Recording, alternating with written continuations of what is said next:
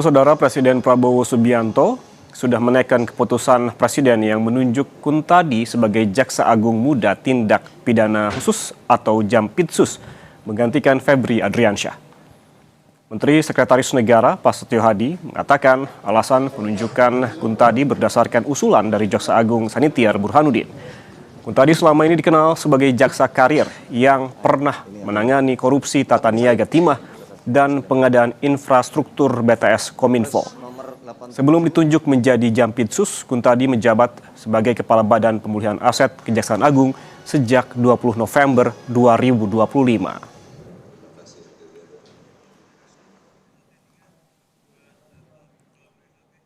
Ya, jadi beberapa pejabat yang masuk di dalam Kepres tersebut adalah atas nama yang pertama Dr.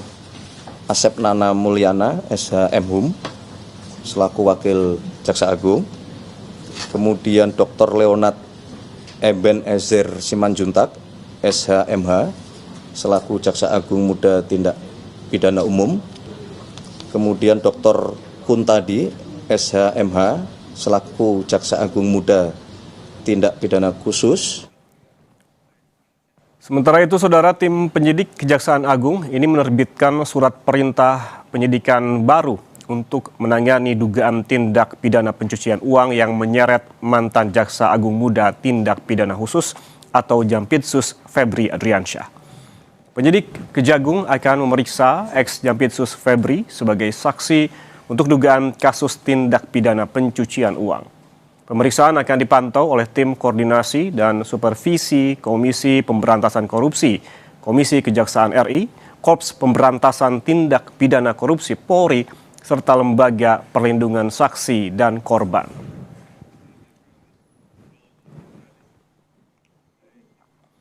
Melalui pernyataan rilis tertulis, Kapus Penkum Kejaksaan Agung Anang Supriyatna menjelaskan, Kejagung sudah menerbitkan surat penyidikan yang baru khusus TPPU. Tim 9 telah memanggil 4 orang saksi, yakni FA, DR, NH, dan TS, serta seorang ahli TPPU untuk dimintai keterangannya pada hari Rabu 22 Juli 2026. Namun dari keempat orang saksi tersebut, 2 orang tidak memenuhi panggilan, yakni FA dengan alasan kesehatan dan NH tidak hadir tanpa pemberitahuan. Oleh karena itu, tim penyidik akan melakukan pemanggilan ulang pada Jumat 24 Juli 2026 atau hari ini.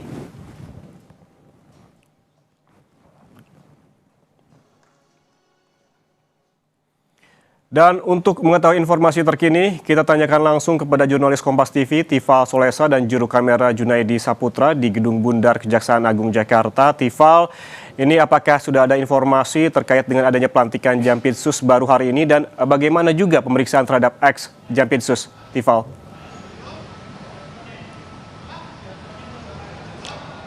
Informasi yang terakhir kali kami terima bahwa betul pelantikan akan berlangsung hari ini di area Kejaksaan Agung Jakarta Selatan. Namun dari konfirmasi terakhir Otoritas Kejaksaan Agung kepada Kompas TV kira-kira 1 jam yang lalu, atau tepatnya pada pukul 7.26 pagi tadi waktu Indonesia Barat, Kompas TV menerima kabar akhir atau kabar terakhir bahwa proses pelantikan ini berlangsung tertutup, sehingga yang akan berada di area proses pelantikan, kabar terakhir yang saya terima berada di gedung utama Kejaksaan Agung ini hanya dari lingkup internal Kejagung, termasuk Jaksa Agung Sanitiar Burhanuddin yang melantik para pejabat baru ini. Tentu ini juga menarik untuk dicermati saat beberapa nama baru ini menempati pos kerja baru, khususnya Kuntadi yang menjadi Jaksa Agung Muda Tindak Pidana Khusus Jampitsus menggantikan Febri Adriansyah yang terjerat dalam kasus 3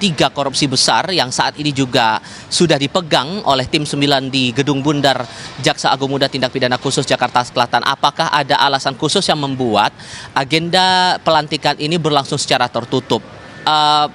Ini juga yang masih kami tunggu, karena terakhir kali kami mendapatkan informasi di gedung utama Kejaksaan Agung Jakarta Selatan, persisnya di area lobi, nantinya akan digelar konferensi pers. Apakah konteks konferensi pers ini berkaitan langsung dengan pelantikan yang berlangsung hari ini, atau justru ada perkembangan-perkembangan lain, utamanya perkembangan penanganan perkara yang menjerat FA selaku ex Jampitsus untuk penanganan 3 kasus korupsi besar yang saat itu ditangani, terutama yang pernah ia pegang dalam kapasitasnya saat itu sebagai Jaksa Agung Muda Tindak Pidana Khusus Kejaksaan Agung di Jakarta Selatan ini. Beberapa nama yang dilantik hari ini sebetulnya sudah sempat disampaikan juga oleh Menteri Sekretaris Negara Prasetyo Hadi kepada wartawan Istana saat itu. 5 pejabat yang dimaksud dalam hal ini adalah Wakil Jaksa Agung, kemudian Jaksa Agung Muda Tindak Pidana Umum atau Jampidum, Jampitsus yang saya sebut tadi Kuntadi menggantikan Febri Adriansyah, lalu ada Kepala Badan Pendidikan dan Pelatihan, serta Kepala Badan Pemulihan Aset.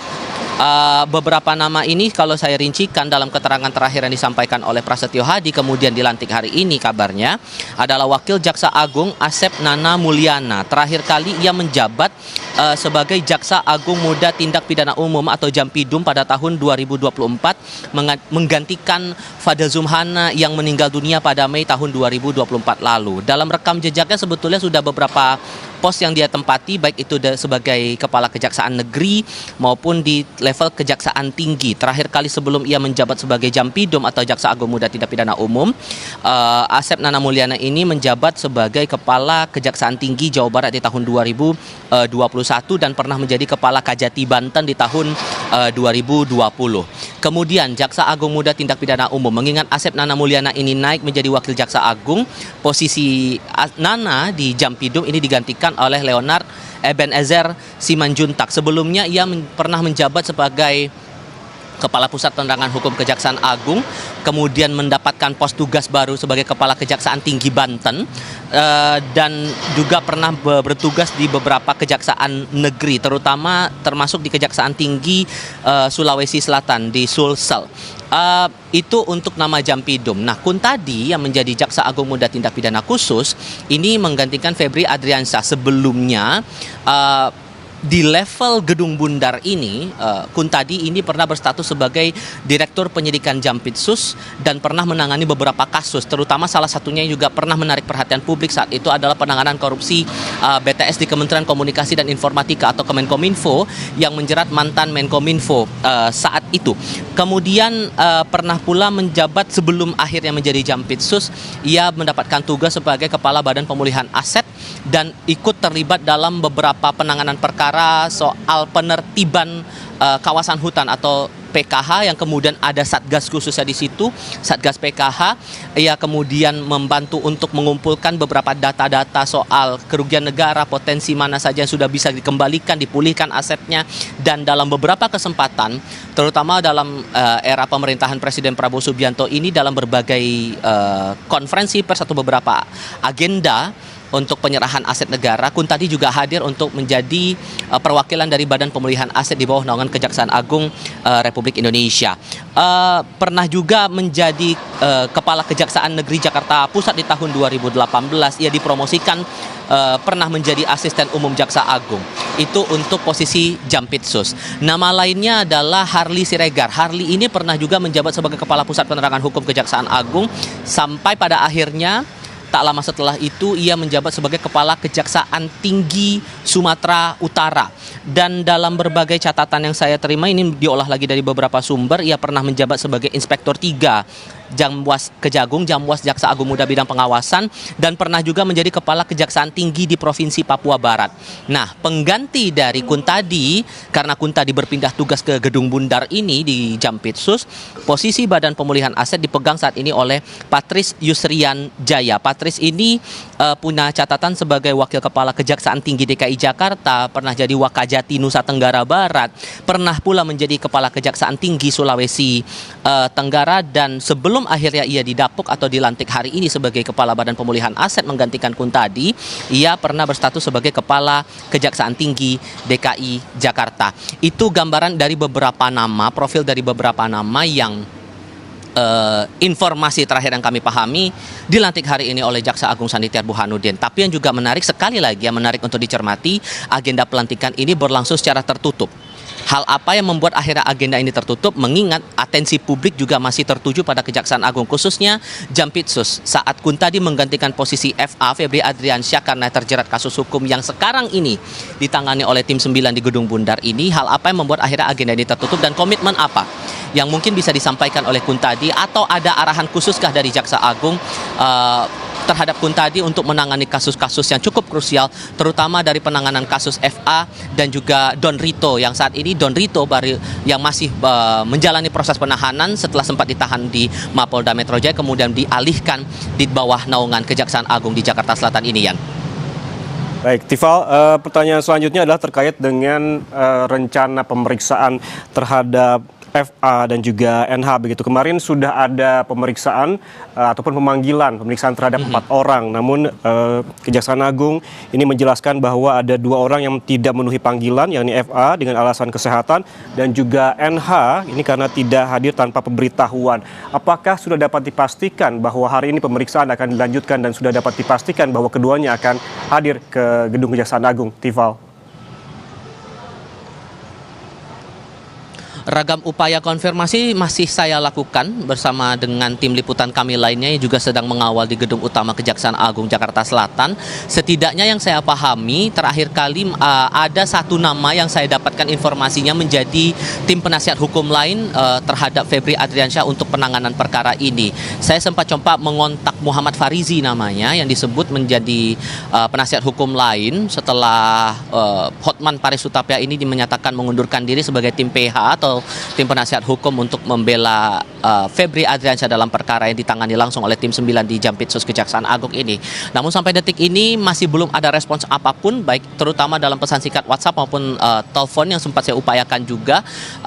Terlebih lagi dari otoritas Kejaksaan Agung, setidak-tidaknya dari Kepala Pusat Penerangan Hukum Kejaksaan Agung, Anang Supriyatna, masih kami tunggu penjelasannya apakah sudah ada konfirmasi terhadap beberapa pihak, khususnya yang menjadi atensi adalah Febri Adriansyah, mengingat sampai dengan saat ini sejak kasus diumumkan beberapa pekan lalu, Febri tidak ditahan dengan penilaian dari penyidik ini masih kooperatif untuk menjalani setiap proses hukum yang berjalan di tim 9 Kejaksaan Agung atau di tim 9 Jampitsus Kejaksaan Agung ini. Sejak saya tiba di Gedung Bundar ini kira-kira dalam kurun 1,5 jam terakhir ini belum ada pergerakan signifikan, baik itu di area pintu depan Gedung Bundar maupun akses belakang Gedung Bundar Jampitsus Kejaksaan Agung ini. Kendaraan yang melintas pun juga terbilang terbatas. Karena begini, saya beri gambarannya. Saat ini di Kompleks Kejaksaan Agung, area terbilang cukup terbatas, mobilitas juga terbatas karena ada pengerjaan pembangunan Gedung